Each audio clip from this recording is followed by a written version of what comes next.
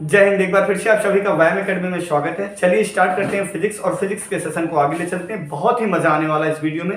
जैसा कि आप लोगों को पता होना चाहिए, फिजिक्स के 4 वीडियो अपलोड कर दिए गए हैं। ये फिजिक्स का 5वां वीडियो है जिसमें हम आप लोगों को बताएंगे सर्कुलर मोशन, वृत्तीय गति। तो वृत्तीय गति के पहले कुछ बेसिक सी बात हमें पता होना चाहिए, जो पिछले वीडियो में मैंने आपको बताया, बस इसमें आपको देख लेना सिर्फ। आइए, तो सबसे पहले अगर हम बात कर लेते हैं तो हम आपसे कहेंगे दूरी एंड विस्थापन।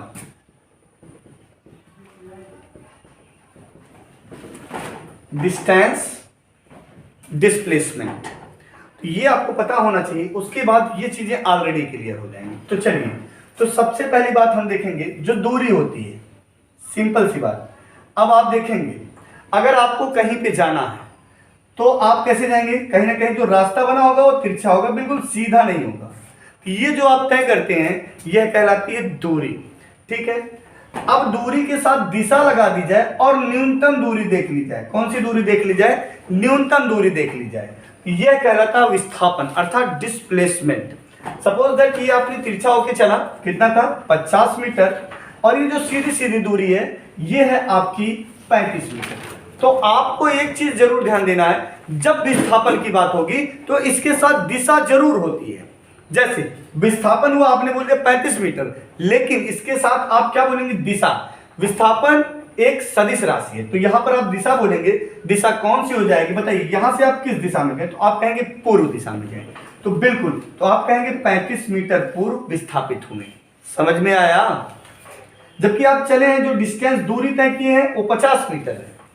उम्मीद करते हैं ये पॉइंट क्लियर हो गया होगा। यहीं पर बात आती है चाल की।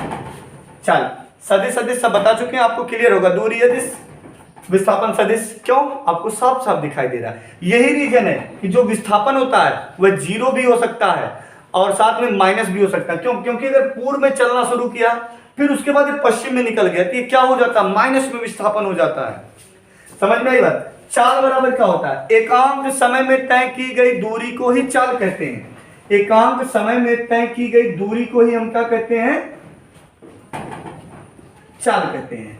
अब दूरी अदिश तो चाल भी अदिश हो गया। ये क्यों बता रहा हूं मैं? आपको पता होना चाहिए वृत्तीय गति में सबसे, अभी देखिएगा आप कितनी आसानी से वृत्तीय गति बता सकते हैं। अच्छा, अब दूरी, वेग क्या होता है यहां पर? वेग तो एकांक समय में तय किया गया विस्थापन ही, एकांक समय में तय किया गया विस्थापन ही। देखेंगे एकांक लगाया, इसको नीचे रखिए। एकांक समय में तय किया गया विस्थापन ही क्या कहलाएगा? तो आपका जवाब क्या हो जाएगा? वेग कहलाएगा। अब जैसे ही कहेगा वृत्तीय चाल तो आप कहेंगे अदिश राशि, कहेगा वृत्तीय वेग आप कहेंगे सदिश राशि, क्योंकि विस्थापन सदिश राशि है, वेग सदिश राशि है। क्लियर है पॉइंट ना? अब आइए हम बात करते हैं एक एक की। तो बात हमें करना है किसकी भैया?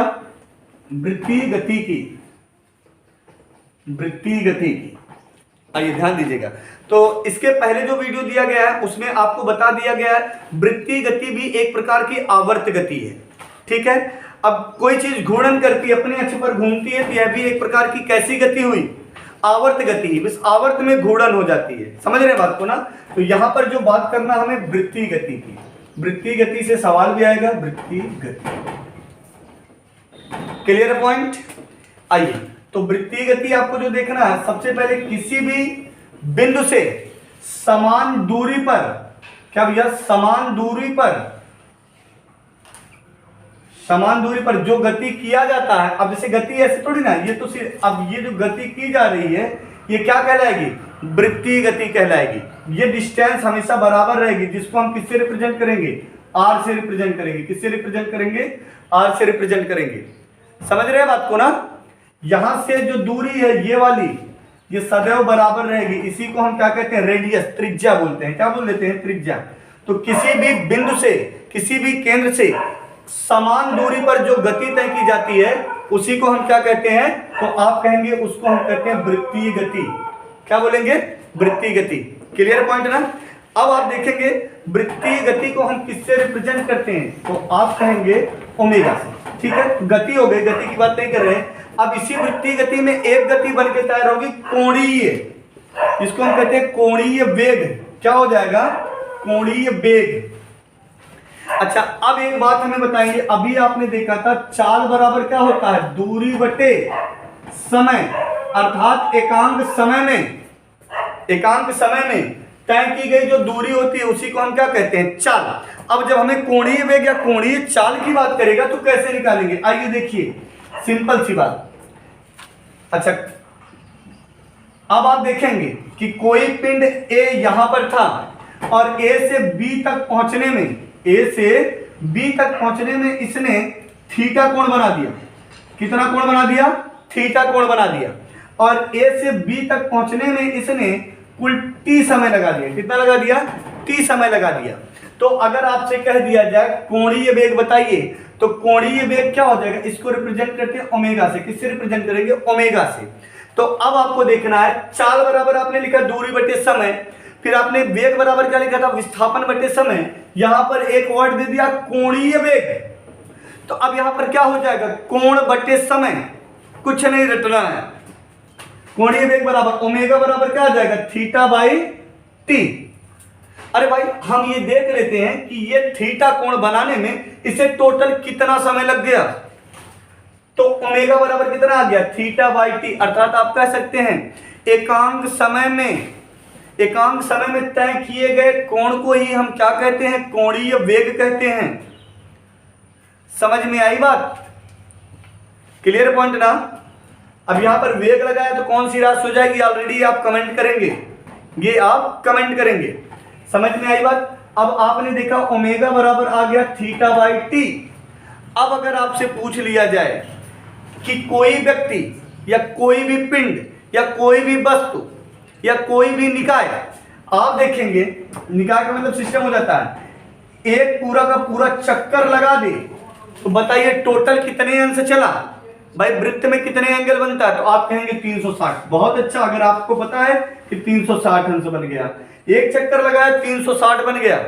और इस एक चक्कर में लगाने पर उसे टोटल समय, एक चक्कर लगाने पर उसे टोटल समय जो लगा, मान लेते हैं t समय लगा, तो सबसे पहले आप देखेंगे ओमेगा बराबर यहां से क्या आ जाएगा, एक चक्कर लगाया कितने समय में, 360।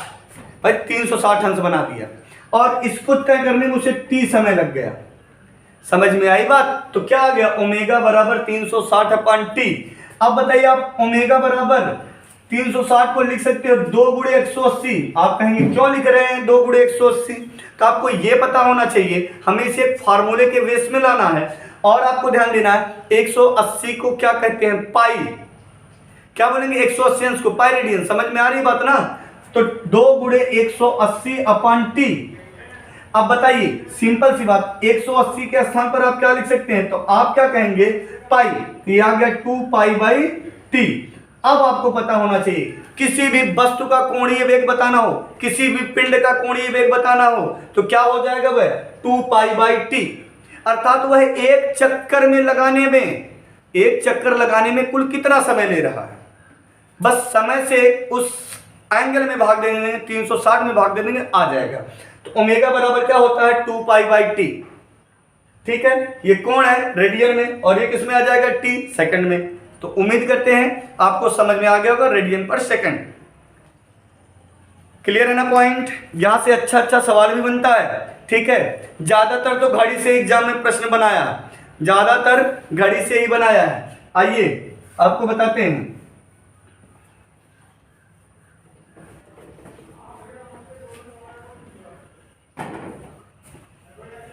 चलिए, अगर आपसे कह दिया जाए सेकंड वाली सुई,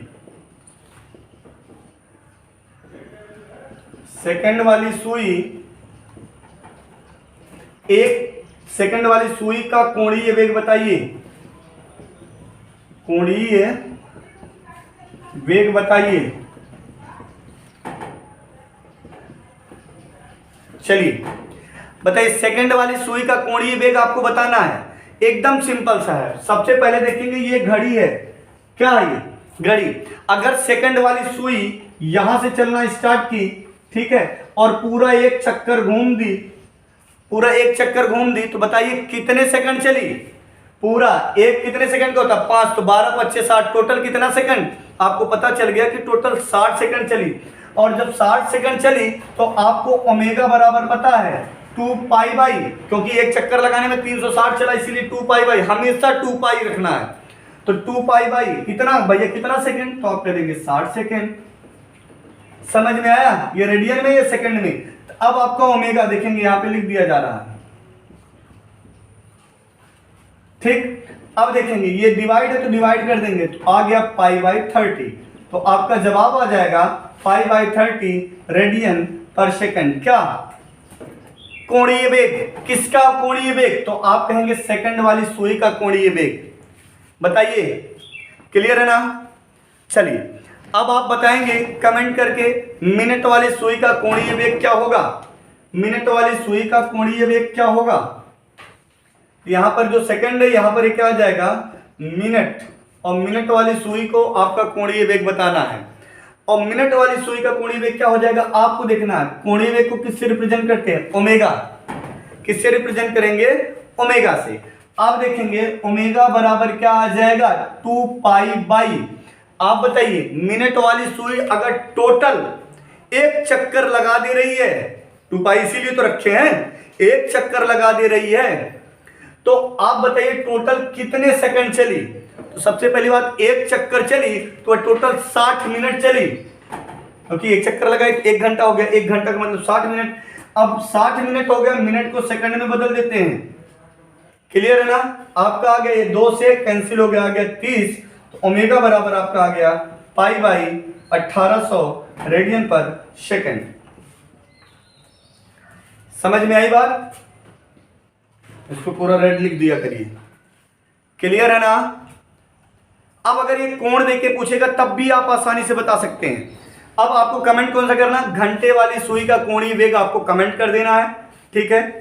अब आपको बताया जा रहा, चलिए एक पिंड है जो स्थान ए से स्थान बी में पहुंचने पर, और इसकी गति वृत्तीय गति है, देख लेंगे।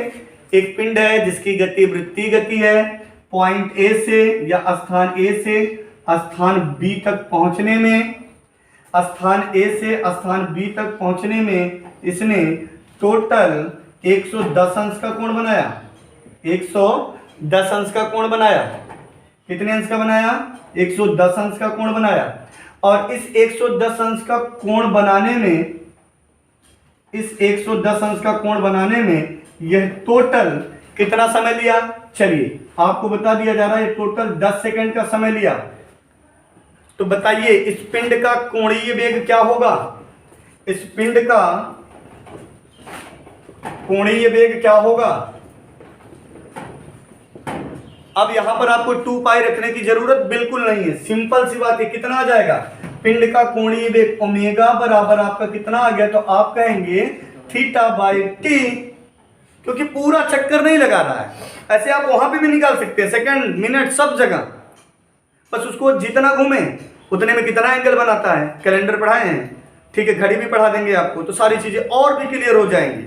फिलहाल यहां से आप आसानी से पहले ये बता देंगे ओमेगा बराबर आपका कितना हो गया 110 अंश अपान 10 सेकेंड, ठीक है, ये रेडियन में हो जाएगा, तो रेडियन पर सेकंड में आ जाएगा, 0 0 कैंसिल, कितना आ गया 11 रेडियन पर सेकंड, 11 रेडियन पर सेकंड। क्लियर है ना, ठीक है। कोण की बीमा अगर आपसे पूछ लिया जाए, कोणीय वेग आया तो यहीं पे आपको कमेंट करके बताना कोण की बीमा क्या होगी, ठीक है। तो आपको पता होना चाहिए जो कोण होता है वो बीमाहीन होता है, ठीक है, बीमा विहीन रहेगा, ठीक है ना, बात समझ में आई, क्लियर। चलिए